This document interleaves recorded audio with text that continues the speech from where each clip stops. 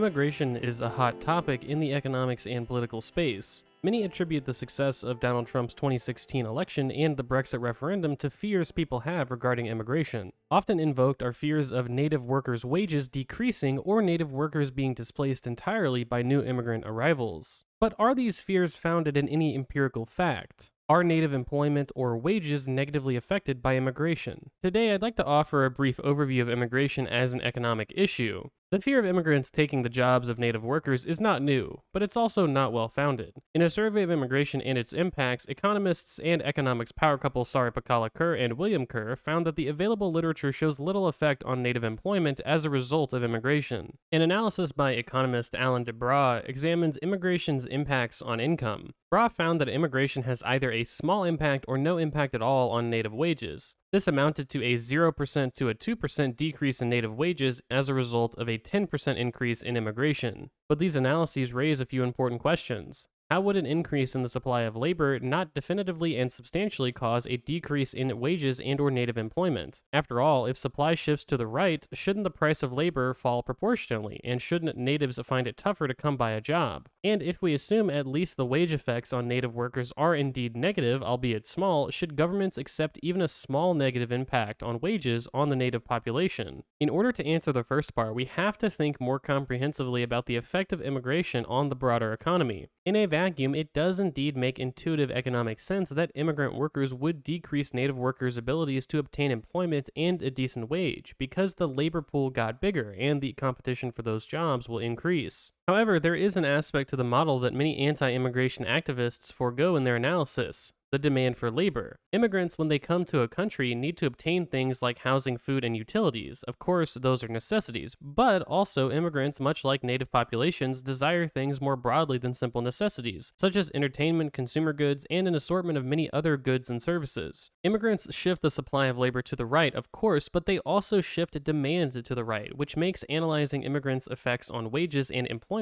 more complicated than the Tucker Carlson analysis of, well, the price of something goes down when there's more of something. That's why sand is cheap. This increase in demand significantly offsets downward pressure on wages. However, it's also worth noting that any downward pressure on wages is not necessarily equally distributed. This makes logical sense. Of course, an influx of low-skilled immigrants in Arizona probably isn't causing the nurse in Massachusetts to obtain lower wages despite the potential scale of immigration. Not all native workers directly compete or are directly substitutable for new immigrant arrivals. At the same time, this brings me to the second question on wages. Should we be accepting of immigration if it means potentially disproportionate, albeit small, impacts on wages are felt by native workers? Well, the answer is yes, and I'll explain why. Economies need but a few things in order to ensure long-term economic growth: labor, capital, and technological advancement. A simple equation, sure, but very reasonable once thought through. Of course, if you have all the labor in the world with no capital for that labor to work on, your economy probably isn't going to grow very well in the long term. This is true vice versa. Of course, if you have all the capital in the world but not enough labor to work it, your economy also probably won't grow very well. And at the same time, if we're talking about long-term economic growth, you're going to need technological advancement to push the boundaries of your economy's productive capacity. Let's talk about the L in this equation. Developing and developed nations across the board have experienced a decline in birth rates. It seems a universal constant that when people become higher income and have additional access to education, they desire less children on average. Since labor is a key determinant of long-term economic growth, the most developed nations, who typically have the lowest birth rates, must rely on immigration to obtain the population necessary in order to continue to grow and prosper. Also, know for the people in the comments, restrictive access to birth control and abortion have not been shown to effectively reverse the trend in declining birth rates.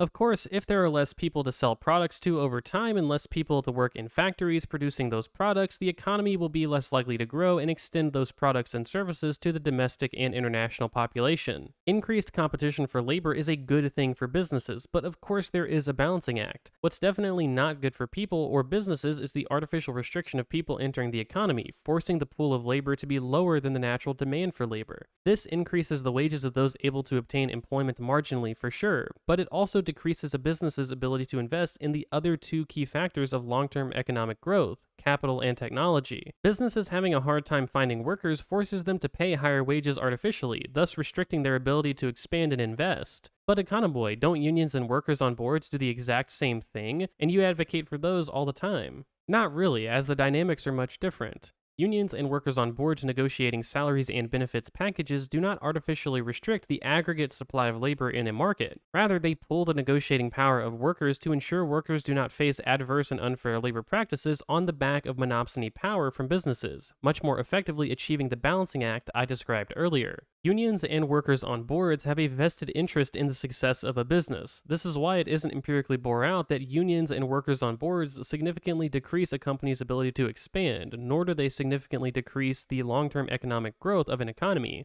Restricting immigration does not help native workers in the long run empirically, but increasing workers' negotiating power with their employers does. At the same time, unions and collective bargaining agreements have been shown to make it tougher for immigrants to obtain employment in their destination country. Economists Zhang Ho and Kazuku Shirono found that the Nordic economies, in response to the immigration shock they felt in 2014 and 2015, faced an additional hurdle in integrating newly arrived immigrant workers, partially for this reason. Of course, this doesn't mean countries can't have robust union protection and immigration. It only means there needs to be a system in place which can handle the quick integration of immigrants should the economy face an immigration shock or a regular flow of immigrants over time. Ho and Kazuko write about several potential reforms, including allowing additional flexibility for collective bargaining agreements to take into account differences in sectoral wages and worker productivity, and ensuring there isn't significantly high asymmetry in terms of how the state regulates regular employees and contract workers. The authors find that these changes can help low-skilled immigrants achieve employment more quickly without sacrificing native workers' rights or employment. Something the authors praise in the Nordic economies for its role in securing employment for immigrants is their social assistance programs. They call this active labor market policies, which amount to Nordic economies providing social assistance and jobs training to newly arrived immigrants and their children.